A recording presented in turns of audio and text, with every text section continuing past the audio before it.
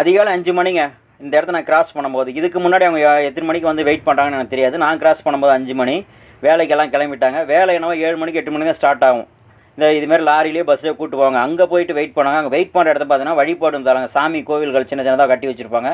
So அங்கே போய் நம்ம ஆட்கள் போய் சாமி வேண்டுவாங்க. கஷ்டப்படும் போது தான் கடவுளை தேடுவாங்கிறது உண்மை. அப்படி வேண்டிகிட்டு இருக்கும்போது கடவுள் வந்து ஒரு கற்பனை உங்கள்கிட்ட பேசணும்னு நினச்சிக்கோங்க. அப்போ வந்து கடவுள் வந்து உங்கள்கிட்ட கேட்குது, ஏன்பா உன்னை 20 வருஷமாக நீ வச்சுக்கி நல்லபடியாக உங்கள் அப்பா அம்மா நேரில் இருக்கும்போது முன்னேறிக்க அப்படின்னு சொல்லி உனக்கு 20 வருஷம் டைம் கொடுத்தேன்.